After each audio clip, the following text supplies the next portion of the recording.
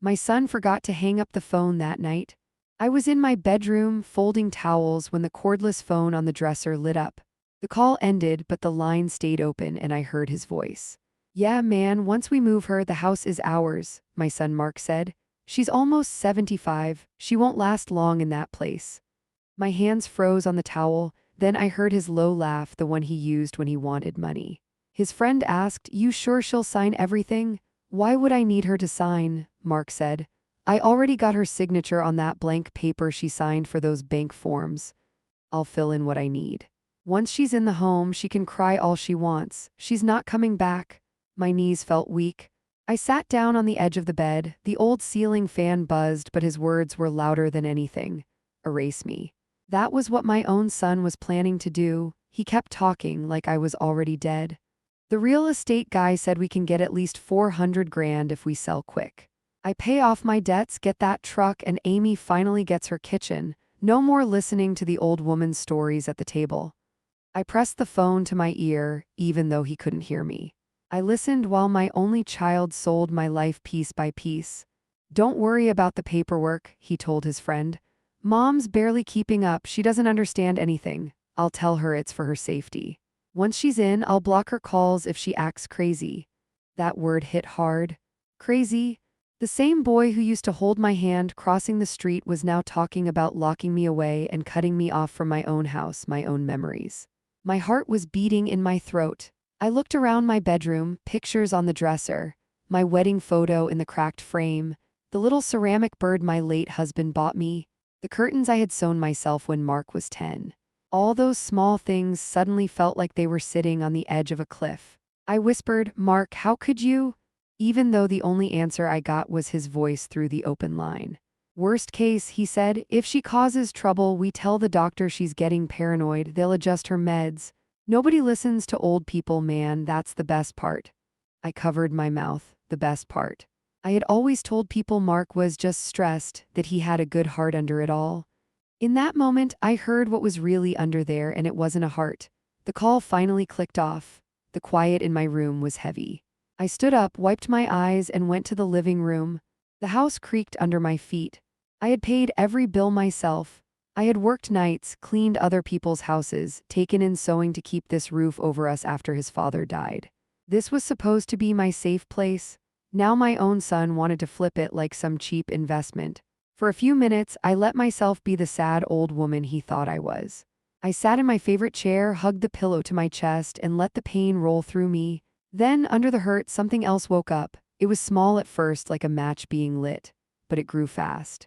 If my son thought I was helpless, maybe that was exactly what I needed him to keep believing. And as that thought settled in, I realized something that made my tears stop on the spot. I had just heard every word I needed to start tearing his pretty little plan apart, piece by greedy piece. When Mark was little, he used to run down this same hallway in his socks and slide into my legs like I was home plate. "Again, Mama, again!" He'd shout, cheeks red, hair sticking up. Back then, I would scoop him up, kiss his forehead, and think, it's okay if I'm tired, he's worth it. His father had died when Mark was 8. One drunk driver on a rainy night, and suddenly it was just me and my boy in this old 3-bedroom house. I worked days at the diner, nights sewing hems and fixing zippers at the kitchen table. My fingers stayed sore, my feet stayed swollen, but I never let Mark see me cry about it. At bedtime, I would tuck him in and say, "This house is ours, baby. Nobody can take it from us." He'd nod and hold his little toy truck to his chest. "I'll take care of you when I'm big, Mama, promise." Funny how promises sound one way in a little boy's voice and another way when he's grown and talking about selling you like an old couch. After his father died, this house became our shield. The neighbors brought casseroles, sure, but it was these walls that heard my prayers. This porch held our Christmas lights when I could only afford the cheap ones from the discount store. The kitchen saw every cheap birthday cake with extra sprinkles to make up for what I couldn't buy. When Mark wanted to go to college 2 states away, I took a second job. I remember standing in line at the bank with a stack of bills, wondering which ones I could push back without losing the lights. I skipped doctor appointments, skipped new shoes, and told myself he'll remember. One day, he'll see what I did. But as he got older, the calls changed. First it was, "Mom, can you help with rent just this month?" Then it became, Mom, my car broke down, I gotta get to work. Can you send something? After he married Amy, it turned into, Mom, the baby needs this, or Mom, daycare is insane, or Mom, the credit cards are killing us. It was always an emergency. Always just this once, again and again. I didn't mind helping, not at first. That's what mothers do. We tear pieces off ourselves and hand them over with a smile. But somewhere along the way, helping turned into expected. Then expected turned into normal. And normal turned into right in his mind. Like the house, my savings, my time, all of it existed for him. I thought about that as I walked slowly through the living room after hearing that phone call. The couch was old, but it was paid for. The TV was small, but I had bought it cash. The carpet was worn, but every stain had a story. I stopped at the fireplace and looked at the framed deed in its cheap plastic frame. I had stuck it there one day after the bank finally sent it just to remind myself, you did it. You paid off a whole house by yourself. My fingertip traced my name. Margaret Elise Turner, not Mark's, not Amy's, mine. A memory hit me from a few years back. Mark had come over with a man in a tight shirt and strong cologne. Mom, this is Dave, he'd said. He's helping us with some financial planning. Dave had smiled too big, showing off his white teeth. We just want to make sure you're protected, Mrs. Turner, in case anything happens. He had slid a few papers across the table, all fancy language and tiny print. Mark stood behind him, hand on the chair, eyes on me. Just sign here, Mom, Mark said. It's just in case something happens, for taxes and stuff. I remember my hand shaking a little as I signed one blank sheet for future forms, like he said. I remember thinking, you're being silly, Maggie, he's your son. Now standing there in the living room, the words blank paper from that phone call came back and burned through my chest. He had kept that paper. He had planned this for a long time. I pressed my palm flat on the mantel, feeling the rough dust under my skin, and finally let the truth in. My son didn't see me as his mother anymore. He saw me as paperwork. He saw this house as a number. And if I didn't move first, I would end up exactly where he wanted me. Somewhere quiet, drugged, and easy to forget. The funny thing was, Mark had no idea that the same stubborn woman who kept this house alive through the worst years was still very much here, and she was finally done playing the sweet, clueless old lady he thought he could push off the board. The next morning, I moved slower than usual on purpose. I wanted to see if Mark noticed anything different. If he did, he didn't show it. He came over around 10 with his fake good son smile on. He brought a box of donuts like a peace offering to a war I didn't know we were in until last night. Hey, Mom, he said, kissing my cheek. You sleep okay? Like a rock, I lied. He dropped the box on the kitchen table and opened cabinets without asking, like he owned the place already. He grabbed a plate, then another one. Amy and the kids coming? I asked. Nah, they're at the park. I figured we could talk some stuff through first. He didn't look at me when he said it. That was the first tell. In the past, when he needed money, he would soften up. You're the best, Mom. I don't know what I'd do without you. Today, he was all business. He sat down, donut in hand. So remember we talked about you maybe, getting more help? I stirred my coffee and watched the spoon go round. I'm getting around just fine. Yeah, but it's not just walking, he said. You live alone, things happen, stairs, showers, you could fall, then what? Amy worries.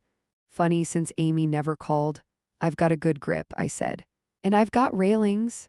He sighed like I was a stubborn teenager. Mom, everyone else's parents are moving into assisted living, it's normal.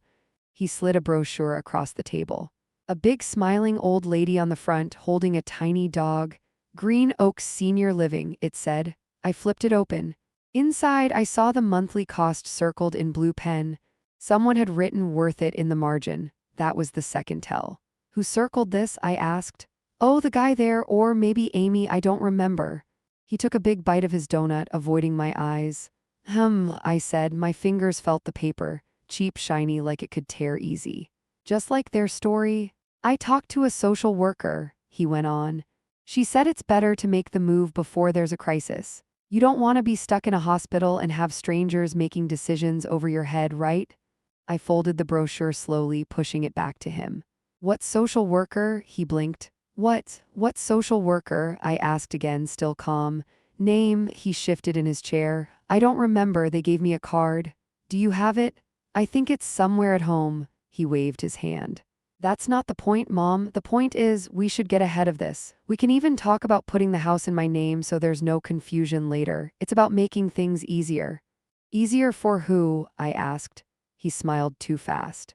For everyone, for you, third tell. Later, when he went to the bathroom, he left his phone on the table. Old habit, he trusted me not to touch it. But tonight, I wasn't the same woman I was yesterday. The screen lit up when a text came in. I didn't need to open it to see enough. The preview showed the last few words, once the sale clears and your name's on the account. The message came from Dave Real Estate. My heart thumped hard. I picked up the phone and tapped the screen with my thumb like I was swatting a fly. I didn't scroll. I didn't need to. That small line was enough for now. When he came back, I was pouring more coffee like nothing had happened. That afternoon, after he left to check on a loan thing, I went into my room, shut the door, and opened the little lockbox I kept on the top shelf of my closet. Inside was my old-fashioned answer to the cloud, paper. I took out my folder of bank statements, old letters, and the copy of that blank paper I had signed years ago.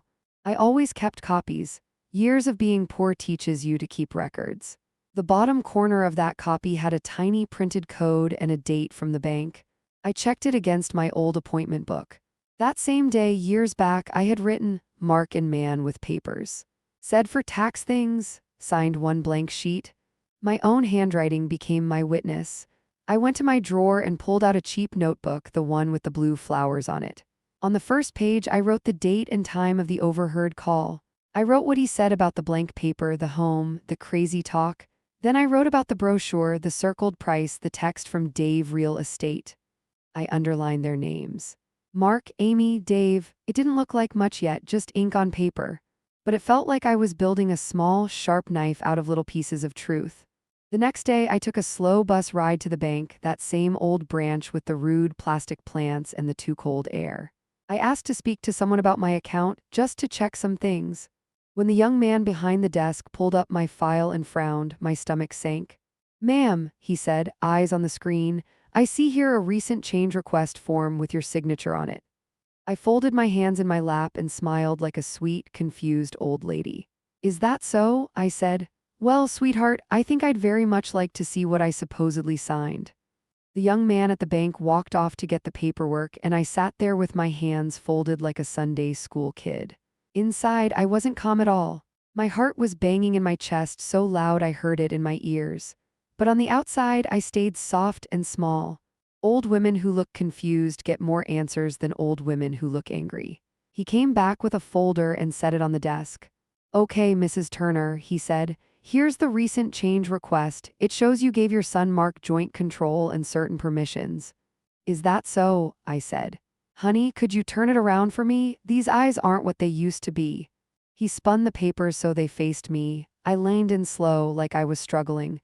But once the print came into focus, I saw it clear. There was my name in my handwriting. Under it, in neat letters, was a line that said something like authorization for transfer or sale of property and funds.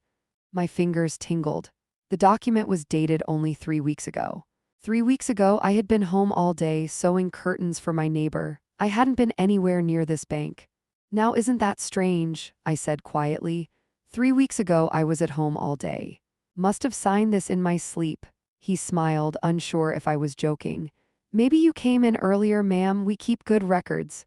Do those records show who was standing here when this got filed? I asked. Do they show whose ID you copied? He blinked and clicked around on his screen. It shows your driver's license on file and your son as the one discussing the account on your behalf. Discussing, I repeated. Not signing, he swallowed. Ma'am, are you saying? I'm not saying anything yet, I cut in. I'm just an old lady who forgets things, remember? I gave him a tired smile. I'd just like copies of everything with my name on it.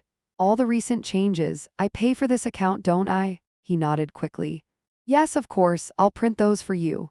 While the printer hummed, I stared at the fake plan in the corner and pictured my son sitting here, straight-faced, while someone slid papers in front of him with my name ready to use like a stamp. By the time I left, I had a stack of copies in my purse and a new, hard little stone in my heart. That evening, I called Mark. I made my voice shaky on purpose. Baby, can you come by? I'm a little confused about some bank things. He showed up fast. Money made him move faster than love ever did. We sat at the kitchen table, same as always. The copies from the bank were in a neat pile hidden under an old magazine. "You okay, Mom?" he asked, fake concern on his face. "I'm fine," I said. "I just got mixed up this morning. I went by the bank and they said I signed some new papers I don't remember." His jaw tightened for half a second. That was all it took. I had known this boy's face since it was the size of my palm. I saw the flash of panic before he smoothed it over. "Oh, that," he said with a little laugh. "Yeah, you did sign some stuff, Mom, remember, a while back. You've just been stressed. That's why I've been saying we should get you more help. Your memory?" "There's nothing wrong with my memory," I said, still gentle. He leaned forward. "Mom, you forgot your doctor's appointment last month." "I changed it." "You called me twice last week to ask what day it was." "I wanted to talk to you," I said. "You never pick up unless it's about bills." His smile slipped. "You're being unfair. And you," I said, "are being careless." His eyes narrowed. "What's that supposed to mean?" I slid the top paper out from under the magazine and laid it between us. "It means the bank and I had a very interesting conversation today about this." He looked at the page, then back at me. "Mom, you're misunderstanding. I was just trying to handle things so you don't have to worry. You told me you get overwhelmed?" "Overwhelmed is not the same as stupid," I replied. He sighed and rubbed his face. "This is exactly what I was afraid of. You're getting paranoid. You're listening to strangers at the bank instead of your own son?" "They didn't tell me anything I didn't already know," I said. "They just showed me what you signed using my name." He pushed his chair back, eyes shining with fake hurt. "You know what? Maybe we really do need to get you checked. This isn't healthy, Mom. You're making up stories." "Maybe," I said softly. "Or maybe I just finally stopped pretending not to see what's right in front of me." He stood up fast. "I'm not going to stand here and be accused like this." I watched him grab his keys and storm toward the door, muttering ungrateful and crazy under his breath. He thought he was walking away from a confused old woman having a bad day. He had no idea he had just proved exactly how far he was willing to go, and exactly how far I would now be willing to go to destroy every single part of his little plan. I didn't sleep that night. I lay there in the dark, listening to the house settle, feeling every creak like a warning. By sunrise, I knew one thing for sure: I couldn't do this alone. I was smart, but I wasn't young. I needed someone who knew more than I did about papers and signatures and little hidden traps. So I did something Mark would never expect. I called the number on a tiny card I'd kept in my wallet for years. The church had passed them out once, free legal clinic for seniors. I had almost thrown it away back then. Today, my fingers shook a little as I dialed. A calm woman answered. "Senior Legal Aid, this is Carla." "Hi, sweetheart," I said. "My name is Margaret Turner and I think my son might be trying to take my house from me." There was a pause, then her voice changed. Softer, sharper. "Okay, Mrs. Turner, let's set a time for you to come in. Can you bring any papers you have?"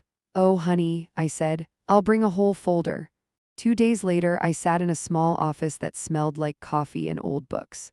Carla was younger than my granddaughter would have been if I had one, but her eyes were serious. She had my papers spread out on the desk. The bank copies, my notebook, the old deed, my appointment book entry with blank paper written in my own handwriting. She read in silence for a long time, then she looked up. "Mrs. Turner," she said, "I'm going to be very honest with you. What your son did here, this looks like fraud." I nodded slowly. "I thought so. He used your old signature and filled in new forms without you there. If that's true, that's serious. You are not crazy, you are not forgetting, you are being taken advantage of." Hearing someone say it plain like that made my eyes sting. I pressed my lips together so I wouldn't cry. "Can he take my house?" I asked. "Just answer me that." "Not if we move fast," she said. "We can revoke his access, put alerts on your accounts, and inform the bank in writing that you suspect forgery. You're still the owner, you still have the power to sell, move, or do nothing if you want." I sat back in my chair. For the first time in days, I could breathe all the way down. "And if I wanted to sell it myself?" I asked slowly. "On purpose. My way, not his." She blinked, then nodded. "That's your right, it's your home." I thought about my son's words: "Once we move her, the house is ours," the way he laughed, the truck he wanted, the shiny kitchen Amy whined about. Their whole little dream built on the idea that I would just sit still while they pushed me into some fancy cage. "What happens?" I asked. If I sell the house, move out, and let him find out the hard way? Carla's mouth twitched like she was trying not to smile. That's not illegal, she said carefully. It's your property. You can sell if you want, move if you want. As long as you're not hiding money for some crime, you're fine. What about his funny papers? I nodded at the stack. What if the bank sees those as a problem? Oh, the bank will care, she said. And if we put everything in writing with your notes, dates, and our letter, they'll know it's not a misunderstanding. There could be consequences for him, especially if he keeps trying to use your name. Consequences? That word tasted nice. On the bus ride home, I held my folder like a baby. The houses rolled by outside, one after another, all looking the same, but I knew mine was different. Mine was about to become a weapon. That night, I called a real estate agent Carla recommended. Not Dave Real Estate. A woman named Linda with a calm voice and no fake charm. I'm not interested in a sign on the lawn and no-see open houses, I told her. I want a clean, quiet sale, cash buyer if possible. Someone who can move fast and doesn't mind if the seller is already gone when they get the keys. I can work with that, Linda said. Are you sure that's what you want? I've never been more sure of anything in my life, I replied. Over the next few weeks, I played my part. When Mark called, I acted a little more tired, a little more confused. Oh, you said Thursday? I thought you said Tuesday, baby. My mistake. I let him believe his story about my memory was working. I even agreed to go look at Green Oaks, nodding at the pretty lobby while my mind was somewhere else completely. At the same time, I met with Carmen, a social worker Carla introduced me to, who helped me find a small, clean apartment in a different town. Nothing fancy. Just a safe place with an elevator, good locks, and no shared walls with my past. I moved some things quietly, boxes of photos, my jewelry, a few favorite dishes, sending them with a friend from church who thought I was downsizing for fun. Nobody needed to know why but me. At the bank, we opened a brand new account Mark didn't know about and shifted my money there, piece by piece. On my old account, together with Carla, we put in writing that no more changes could be accepted without me standing there in person with my ID. The next time Mark tried to log in and adjust something, he called me, his voice tight. Hey, Mom, did you change your password or something? The bank's being weird. I let my voice wobble just enough. Oh, I don't know, baby. The young man there helped me, said it was safer. I get so confused with all those letters. He muttered curses under his breath, then caught himself. It's fine, I'll figure it out. Of course you will, I said softly. You always do? What he didn't know was that I was done trying to figure him out. I was moving on to something much more satisfying, letting time and paper and his own greedy mouth build the perfect moment to cut him down in one clean, brutal swing. I didn't tell anyone about the sale except the people who needed to know. Linda, the agent, found a quiet buyer just like she promised. A retired couple who wanted a simple house in a quiet street, no drama, no fuss. They loved my little place the moment they walked in. It feels lived in, the woman said, running her fingers along my kitchen counter, like a real home. I smiled. It's been one for a long time. We signed most of the papers at Linda's office. She explained every line, slow and clear. Carla had already checked the contract, making sure nothing tricky was hiding in the words. When I put my pen down after the final signature, my hand didn't shake. That's it, Linda said softly. Once the money clears, the house is officially theirs. And not my son's, I said. She hesitated. You're sure you're okay with that? I'm more than okay, I replied. I'm waiting for it. The money went into my new account in one solid line of numbers that made my head spin. I'd never seen that much in my name at once. Carla helped me set it up so any big movement would need my face in person. No son, no future forms, no blank papers. When Mark called, I kept playing my part. Hey, Mom, he said, voice sugary. So I talked to Green Oaks again. They've got a room opening in a few weeks. I can come by this weekend and we'll go over the paperwork. You don't have to worry about anything. I'll handle it. That's nice, baby, I said sweetly. Come over next Saturday, we'll talk. He sounded pleased. That works. I'll bring Dave so we can take a look at the house value too, just to be ready, you know. Of course he would. After we hung up, I sat at my kitchen table and looked around one last time like a woman who knows her favorite show is ending. The curtains, the faded wallpaper, the little burn mark on the counter from when I dropped a hot pan 20 years ago, every bit of it was a memory. But right now, those memories weren't safe here anymore. They were bait. 2 days before next Saturday, I moved. Not with a big truck and loud men, just me, two older ladies from church, and a borrowed van. I took what mattered. Photos, my sewing machine, my clothes, my dishes, the little ceramic bird. The rest I left. Furniture could be replaced. My peace could not. My new apartment was small but clean, white walls. New carpet, an elevator that hummed. The window looked out over a parking lot, but at night, the lights made it feel like a quiet little city. I slept there for the first time on a Thursday night. The bed was different, but my mind was calmer than it had been in weeks. Nobody knew this address but Carla, Carmen, and Linda, not Mark, not Amy. On Friday, I went back to the house one last time alone early in the morning. I had a key. For the moment, it was still legally mine, even though the closing had finished. The couple would move in next week. Today, the place felt hollow and echoing, empty of everything except air and old ghosts. In the living room, I sat at the bare kitchen table with my notebook and my stack of copies. I pulled out a large brown envelope and wrote his name on the front, Mark Turner. Inside, I placed a copy of the bank form with my forged recent signature, a copy of my appointment page that proved I wasn't at the bank that day, a letter from Carla on official letterhead stating that I had reported suspected fraud and unauthorized use of my name, photocopies of the new deed showing the house sold to someone else, a short, handwritten note from me. I kept the note simple, plain, and sharp. Mark, you once promised to take care of me. Instead, you tried to erase me. This house is no longer yours to touch or dream about. The bank knows. The lawyer knows. I know. From now on, everything you plan to do to me will live on your record instead. Don't look for me. You don't have a mother anymore. Margaret, I read it twice. No threats, no begging, just the truth nailed down in ink. I sealed the envelope and pressed the glue shut with both palms like I was closing a coffin. Then I walked slowly through the empty rooms, touching door frames, pausing in the doorway of the bedroom where Mark used to sleep. The walls were bare now, but I could still see the ghost of his old posters, the way he used to snore with his mouth open, the way he once cried into my shirt when a friend moved away. I did my part, I whispered to the air. You chose the rest. On my way out, I locked the front door for the last time and slid the key set into my pocket. Those keys weren't going to Mark. They were going to Linda and then to the new owners, people who hadn't tried to sell the hands that had fed them. From there, I took a bus across town to the house my son shared with Amy and the kids. I didn't ring the bell. I didn't knock. I just bent down, slid that fat brown envelope right into the gap of their front door, and walked away without looking back.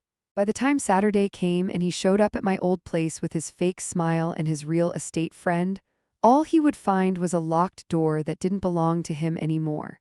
And the one thing I had left behind that would finally make his whole greedy little world crash straight down on his own head.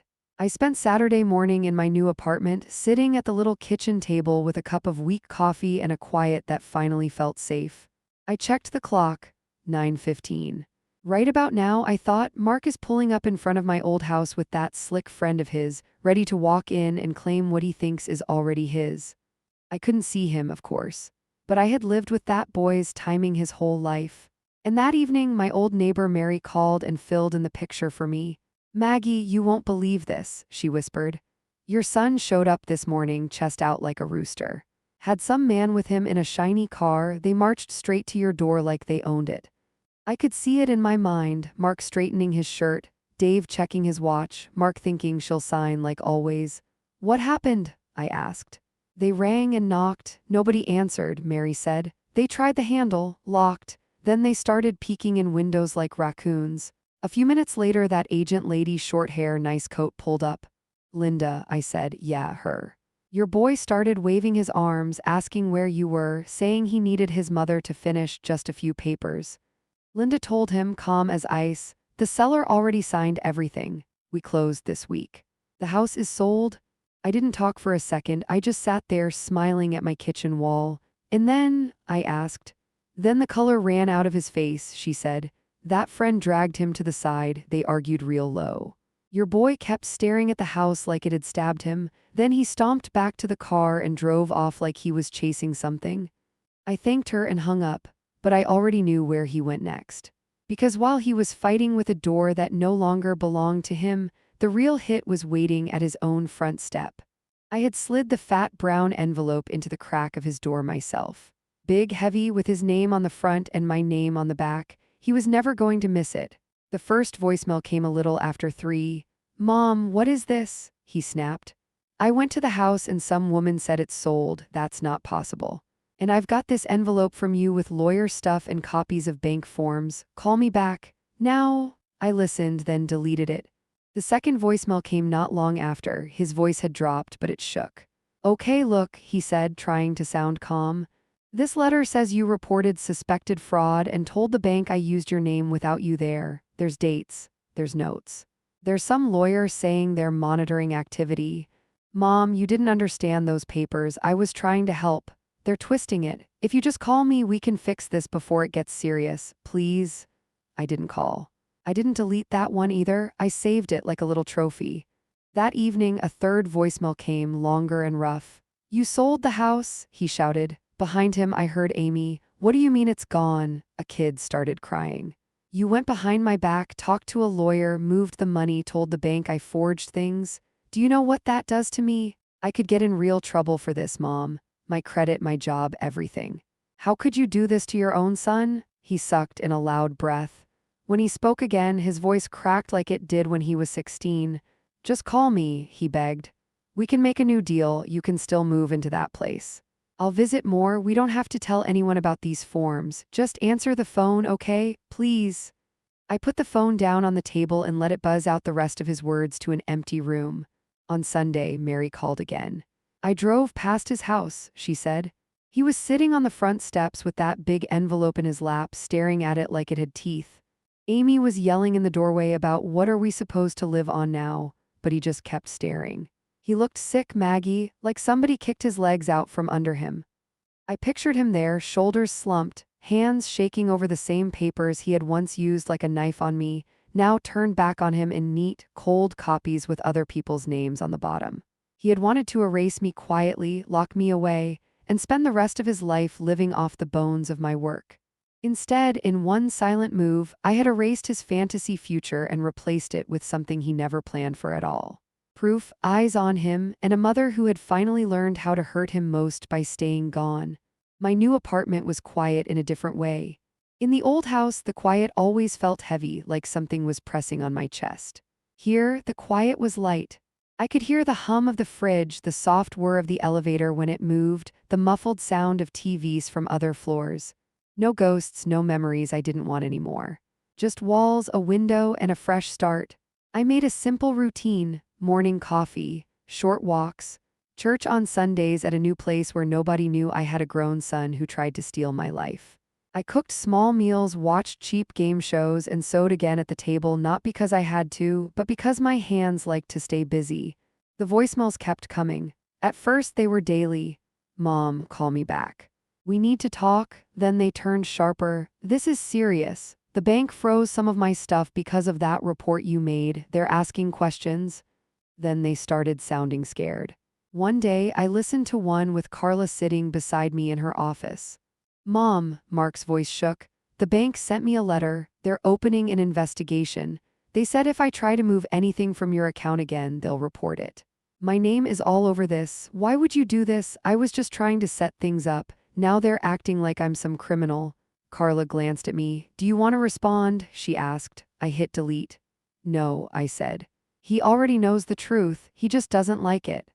Over the next few weeks, I heard bits and pieces through Mary and through the town gossip that somehow always finds its way to old ladies. Mary called one afternoon, low and excited. "Your Mark got turned down for a big loan," she whispered. "I heard from a teller's cousin they flagged his application. Too many concerns on his file. Something about suspicious activity around an elderly relative's account." "Oh," I said, stirring my tea, "that's a shame." "And Amy," Mary dropped her voice even more. "She's been telling people at the salon that he messed up something big and now they're stuck in that tiny rental. She thought they were getting your house money. She's furious." I let out a slow breath. "Actions have consequences," I said. "Guess she's just now meeting hers." There were nights when the old ache tried to creep in, when I'd look at the empty chair across from me and think, that's my baby out there suffering. But then I'd remember the sound of his voice saying, "Once we move her, the house is ours, and the softness in me would harden right back up. I didn't report him to the police. I didn't need to. The truth on paper was enough. The bank watched him, the lawyers knew his name, people in town whispered. His own wife blamed him for losing the future they thought they were owed. That was my revenge, not handcuffs, not jail. Just letting his own greed follow him like a bad smell he could never fully wash off. One day, Carmen, the social worker, came by my apartment with some forms for my new address. "You seem lighter," she said, looking around at my little plants and folded quilts.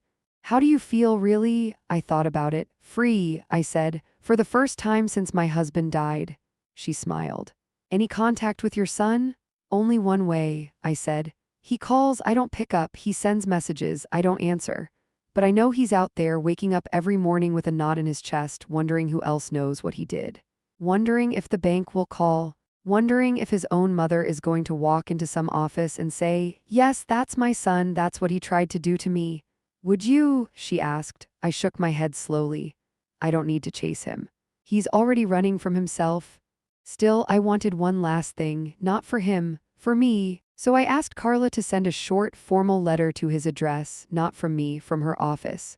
It said in that dry legal tone, "Our client, Margaret Turner, has safely relocated and is no longer in need of familial assistance regarding housing or finances. All prior concerns about unauthorized use of her name and assets have been documented. Please be advised that any further attempts to act in her name may carry serious consequences." No soft words, no mom. Just a clean, cold announcement: "I am safe, I am protected, and your hands are marked." A week later, I got one last voicemail. His voice was tired, broken around the edges. "I got your lawyer's letter," he said. "So that's it then? You're done with me? I made one mistake and now I don't have a house, I don't have money, and I don't have a mother." He let out a bitter laugh. "You wanted to hurt me? You did. Congrats. Hope you're happy wherever you are." I listened to the whole thing. Then I hit save, not because I pitied him, but because it was proof that my revenge had landed exactly where I aimed it. I didn't call him back. Instead, I turned off the ringer, opened my small kitchen window, and let the evening air wash over me, knowing that somewhere out there, my son was finally learning what it felt like to be left with nothing, and to know it was his own hand that emptied his life out. 3 months after I disappeared from my old life, I could walk 2 blocks without stopping to catch my breath. My knees still ached, but my chest didn't. I knew which bus to take to the cheap grocery store, which cashier liked to talk about her grandkids, and which bench in the little park stayed in the shade the longest. Nobody here knew me as Mark's mom. I was just Mrs. Turner in 2 billion, the old lady who always had a sewing kit and extra sugar packets in a drawer. It felt clean. One Sunday after church, I was sipping weak coffee in the little hall when the pastor said something about forgiveness. People nodded, eyes wet. I sat very still. "Sometimes," he said, "forgiveness is the only way to set yourself free." I smiled politely, but in my head I thought I set myself free by signing papers, not by forgetting what he did. I didn't stand up and confess. I didn't ask for advice.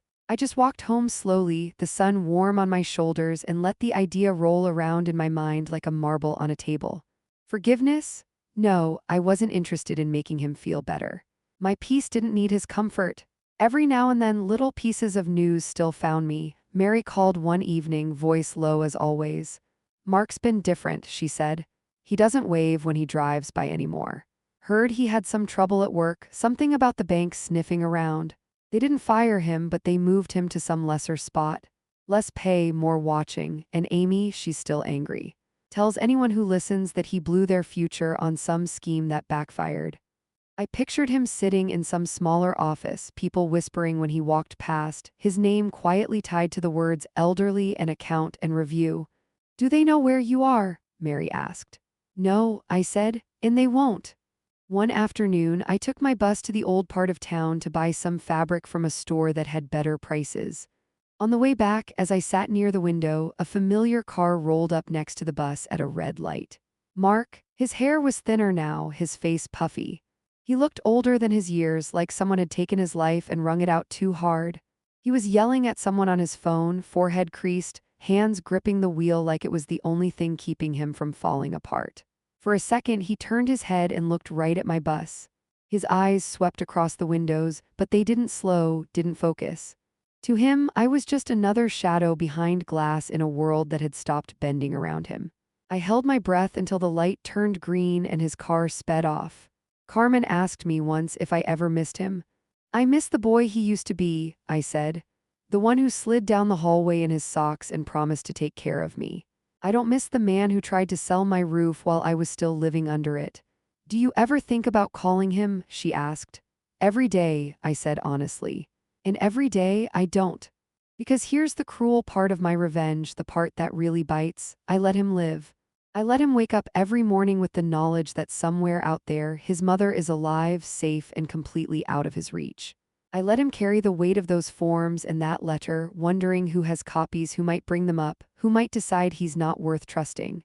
I let his children ask, "Why don't we see Grandma anymore?" and leave him to choke on whatever lie he decides to tell them.